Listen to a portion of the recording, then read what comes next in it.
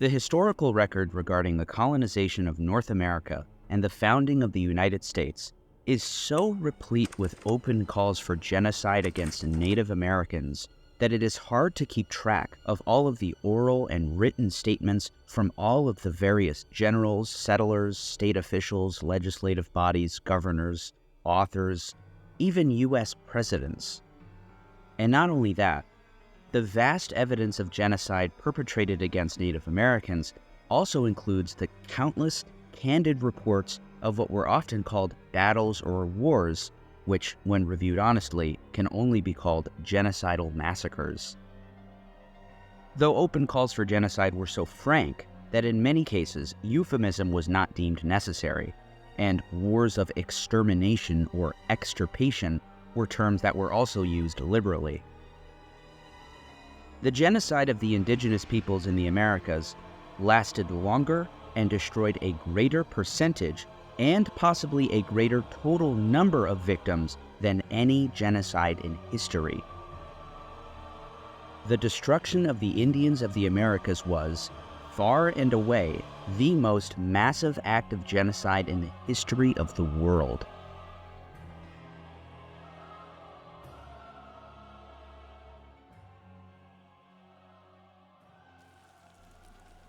The groundwork for the founding of the United States was laid most prominently by the British Empire, but the Western Hemisphere was only open to European expansion through the first ships chartered by the Kingdom of Spain, making landfall on the shores of the Caribbean in 1492.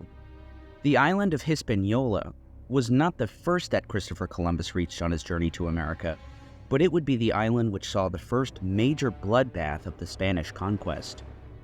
After returning to Spain with slaves to exhibit before the Spanish public like circus animals, Columbus would return to Hispaniola, this time bringing disease. As sickness broke out amongst the crew, an ensuing plague spread rapidly throughout the island, mercilessly killing the native Taínos in vast numbers. Plague was accompanied by mass murder. In March of 1495, Columbus amassed a legion of hundreds of Spanish troops to carry out raids in the countryside. These raids would be the model for the subsequent conquests of Jamaica, Cuba, and Puerto Rico. The most enduring accounts of these raids, of course, are the histories of Bartolomé de las Casas, who wrote of witnessing Spanish troops disemboweling Indians alive, hurling babies against rocks, or wrapping straw around Indians and burning them alive. The Spaniards found pleasure in inventing all kinds of odd cruelties, the more cruel the better, with which to spill human blood. Perhaps most terrifying were the ubiquitous use of dogs, especially large mastiffs clad with armor, who were trained in literally tearing Indians to pieces. Some Christians encounter an Indian woman who was carrying in her arms a child, and since the dog they had with them was hungry, they tore the child from the mother's arms and flung it still living to the dog, who proceeded to devour it. The Spaniards moved onward to the densely populated Aztec Empire, conquering the capital of Tenochtitlan. Spaniards began to cut off heads, arms, and legs, and to disembowel the Indians. Some had their heads cut off, others were cut in half, and others had their bellies slit open.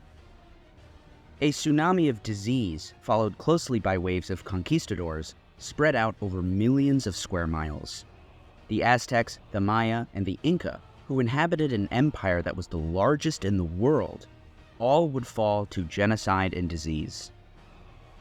The results were staggering, and central Mexico, which probably had a population of 25 million in 1519, fell by almost 95% within 75 years.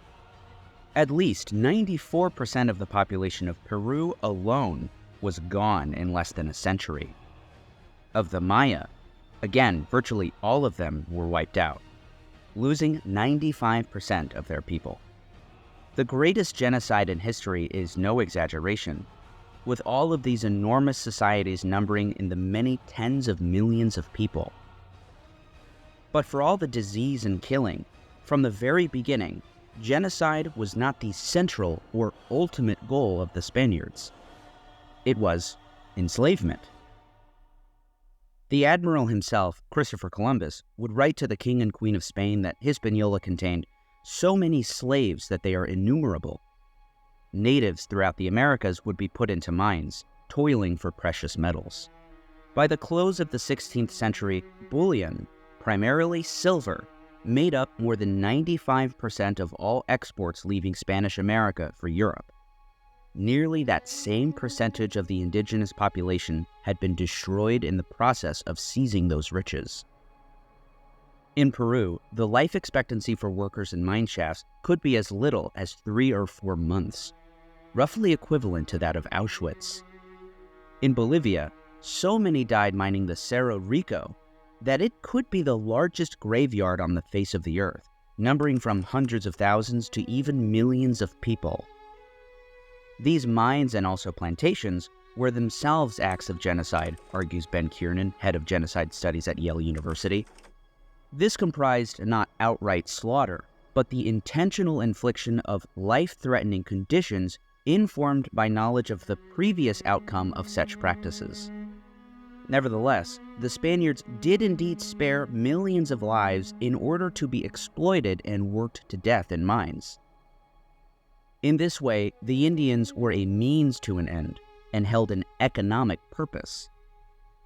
And that is the principal difference between the Spaniards and their British counterparts to the north, who saw no use for the Indians. They saw them as a mere redundancy. By the time England established a colony in Virginia, millions of corpses littered the landscapes from as far down as Argentina all the way up to modern-day Florida and Georgia. When British settlers made landfall in Virginia in 1607, no sooner did bodies begin dropping there as well. War raged in Virginia from the first day. As opposed to Spain, who sought silver and gold, the English were not expecting to find raw materials to speak of. What they wanted was land. First of all, England was already enormously wealthy. They faced another problem, an exploding population that doubled in less than 200 years. In time, settlers made their way over to Virginia and also New England. Their plan was to farm, and the expansion of their agriculture provided the conditions for war. The relations between the colonists and the Indians was characterized by tit-for-tat, guerrilla-style attacks and even massacres. Then, in 1622, the Indians revolted, killing 347 Englishmen of the Virginia settlement, around a fifth of the population of the colony. Any small amount of restraint that was practiced by the English up to this point was now completely eroded. What followed was an earnest extermination campaign. The records of the Virginia Company, the men responsible for colonizing the eastern seaboard, are revealing. In a letter titled A Declaration of the State of the Colony, the company declared their policy: destroy them who sought to destroy us, as well as seeing to it that each particular Indian were destroyed at all times of the year, without any difference of male, dame, or young. The Virginia Company had decided it futile to try to compromise. The way of conquering them is much more easy than of civilizing them by fair means, for they are a rude, barbarous, and naked people. In a letter to the governor, the Virginia Company settled on the rooting them out for being longer a people upon the face of the earth. The massacres that ensued, often called battles, were enshrined as part of the so-called Indian Wars, more specifically the Anglo-Powhatan War. This genocide against the Powhatans was so fierce that by 1645, a little over 2 decades since the massacre of Englishmen, the Grand Assembly in Virginia had deemed them so routed, slain, and dispersed that they are no longer a nation. We doubt not by God's assistance within 1 year more to root out those few that are left of this cursed generation. But far from stopping 1 year later, the campaign against the Powhatans would continue. All the way up to Virginia's governor, William Berkeley, would write in 1666, "I think it is necessary to destroy all of these northern Indians. Spare none that has the name of an Indian, for they are now all our enemies." The Virginia House of Burgesses, which comprised 2 elected members from each county, voted in 1711 for extirpating all Indians without distinction of friends or enemies. Indeed, the genocide against the Powhatan Indians was far from restricted to the Virginia Company or rogue settlers and farmers, there was participation at all levels of government. By 1865, the Powhatans were said to be extinct. The English residents of New England were no less bloodthirsty than their southern neighbors. Similar tit-for-tat guerrilla attacks and massacres permeated their conflict with surrounding natives, notably the Pequot Indians. And the Connecticut General Court, the state's legislative body, declared war against them. The English targeted any and all Pequots for destruction. Connecticut troops, led by John Mason, descended on a fortified settlement along the Mystic River on May 26, 1637. After pelting the outside of the fort with rifle fire, the troops entered the fort and set it on fire, incinerating up to 700 Pequots. It was a fearful sight to see them thus frying in the fire, and the streams of blood quenching the same, and horrible was the stink and scent thereof, but the victory seemed a sweet sacrifice. This massacre marked the beginning of yet another extermination campaign against a doomed tribe. Troops advanced on 80 different Pequot holdouts near New Haven. When the soldiers entered the swamp that morning, they found groups of Indians huddled close together on the ground awaiting their fate. They received it. Muskets packed with 10 or 12 balls were fired at them from close range. As in Virginia, the destruction of Pequot society was a plan devised at all levels of government. The Connecticut General Assembly itself declared the name of the Pequots should become extinct. The river that used to be called Pequot should be called the Thames, and the place called Pequot should no longer be so called, but its name changed to New London. Of what was once a community of thousands, by the year 1800, less than 40 Pequots remained. The Metacom and Wampanoags would meet a similar fate with the advent of the King Philip's War in June 1675, another war of extermination. In just 14 months, 30% of the Indian population of New England was eradicated. This genocide, too, was state-sanctioned. In 1704, the General Court of Massachusetts doubled a bounty for dead Indians, 100 pounds for the scalps of Indian men and boys over 11 years old, though the bounty was less for women and 10-year-old boys, only 10 pounds. Massachusetts had also long had a law making it a crime to shoot off a gun on any unnecessary occasion or at any game except an Indian or a wolf's. In other words, shooting Indians was completely legal at any time and any place. Other states enacted bounty programs of their own. South Carolina paid 75 pounds for male Indian scalps. Pennsylvania paid handsomely, $1,000 each for both male and female Indian scalps during the Revolutionary War. Following independence, Henry Knox, Secretary of War to George Washington, observed, "It is a melancholy reflection that our modes of population have been even more destructive to the Indian natives than the conduct of the conquerors of Mexico and Peru. The evidence of this is the utter extirpation of nearly all the Indians in most populous parts of the Union." But the utter extirpation of the Indians was not a melancholy reflection for Washington. During the War for Independence, Washington instructed General John Sullivan to attack the Iroquois and to lay waste all the settlements around, that the country may not be merely overrun, but destroyed. This type of behavior earned Washington the nickname Town Destroyer. From Lake Erie to the Mohawk River, 28 out of 30 Seneca towns, or 93%, were completely obliterated, as was every Mohawk, Onondaga, and Cayuga town and village. Other founding fathers were similarly ruthless. Thomas Jefferson was unwaveringly anti-Indian throughout his entire life. In a letter to his friend John Page dated August 5, 1776, Jefferson wrote, "Nothing will reduce those wretches so soon as pushing the war into the heart of their country. But I would not stop there. I would never cease pursuing them while one of them remained on this side of the Mississippi. If they chose to go to war with us, we would never cease pursuing them with war while one remained on the face of the earth." 4 years later, his disposition had become even more expressly genocidal. I think the most important object is the extermination of those hostile tribes of Indians who live between the Ohio and Illinois, who have harassed us with eternal hostilities. The Shawnees, Mingos, Munsees, and Wyandots can never be relied on as friends, and therefore the object of the war should be their total extinction or their removal beyond the lakes. Still, decades later, his disposition remained largely unchanged. In a long line of Indian-hating presidents, perhaps none are as fervent and bloodthirsty as the 7th President of the United States, Andrew Jackson. But before being president, he was an officer in the U.S. military, first in the Tennessee militia and then the U.S. Army. During the War of 1812, Jackson led troops to victory against the British, but also the Creek Nation in Alabama.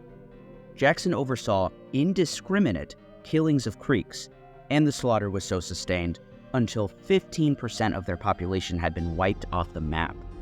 The dead numbered in the thousands.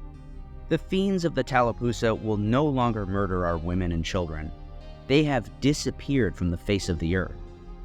In the ensuing war, Jackson achieved an overwhelming victory at Horseshoe Bend.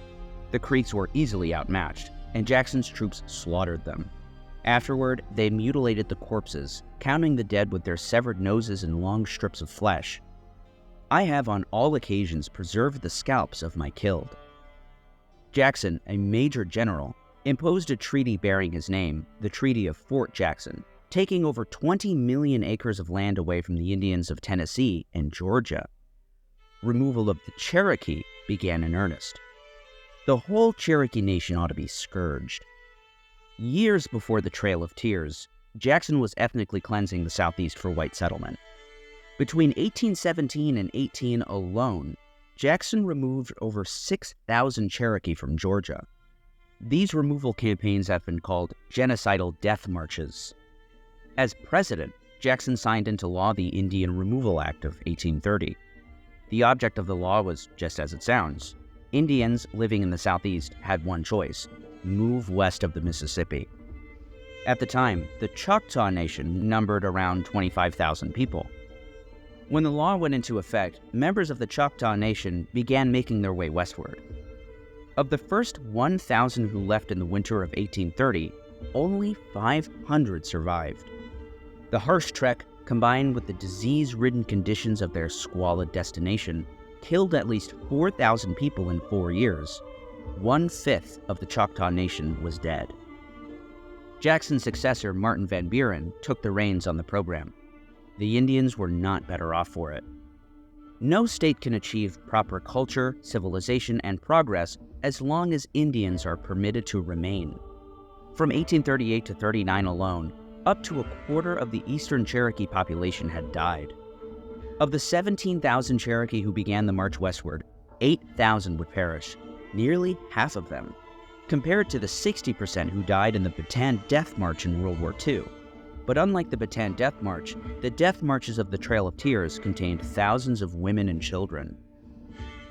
Similar death rates plagued the Creeks and Seminoles, who were also forced to relocate. The Chickasaw and Choctaws as well were ethnically cleansed. Indeed, the death rates of the Creeks, Seminoles, and Cherokee were equal to that of Jews in Germany, Hungary, and Romania during the Holocaust. This story is certainly incomplete, as the sheer number of massacres and forced relocations are innumerable. One could spend years sorting through all of them. Some would argue that the slaughter never ended. For instance, did you know that the so-called residential schools, in which Indian children were held after being forcibly removed from their homes, operated in the United States until 1972? Further, before the Indian Removal Act of 1978, up to a full third of American Indian children were forcibly removed by government authorities and placed into institutions, 90% of which were run by non-Indian persons. An inconvenient fact for the United States, given that under the rubric of the UN Genocide Convention, forcibly transferring children of the targeted group to another group is explicitly indictable. But as has been documented, the mortality rate from starvation and disease in particular matched or exceeded the death rates in Nazi concentration camps. But it's also important to understand that it wasn't just the government sanctioning these acts of terror that made genocide possible, but also the consent of American society at large. Anti-Indian sentiment permeated the broader American society from the earliest days of the Republic.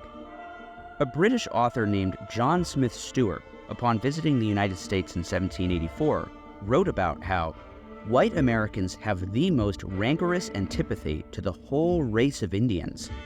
Nothing is more common than to hear them talk of extirpating them totally from the face of the earth, men, women, and children. This antipathy was no doubt fostered by those with influence and editorial power. Authors, academics, journalists, and even people celebrated to this day were not immune to genocidal disposition. It was Mark Twain, after all, who wrote that Indians were nothing but a poor, filthy, naked, scurvy vagabond, whom to exterminate were a charity to the Creator's worthier insects and reptiles. As did L. Frank Baum, author of The Wizard of Oz. The best safety of the frontier settlements will be secured by the total annihilation of the few remaining Indians. Why not annihilation? Better that they should die than live the miserable wretches that they are. Of course, these are just a couple of examples out of countless others. It actually is a persuasive argument for holding to account the authors and purveyors of our popular culture and state power, respectively. I've come to realize that I was in over my head when pursuing this topic, and that rather than covering it over one video, there are still so many stories to tell, not the least of which being the continuing relegation of Indians to reservations, which have long had astonishingly high mortality rates. Indeed, American Indians are more impoverished and commit suicide more than any other ethnic group in the United States, making the contemporary crisis of the Native American community among the most important of the topics which deserve their own videos. Even still, the story of the genocide that made America is incomplete. The scale and participation of the government in the genocides in Texas and California alone are topics that need further diligent research. But these videos take me time to make, and if you want to support me and help me make better videos, and more importantly, you believe in what I'm doing, please consider subscribing to my channel, becoming a patron, or making a donation.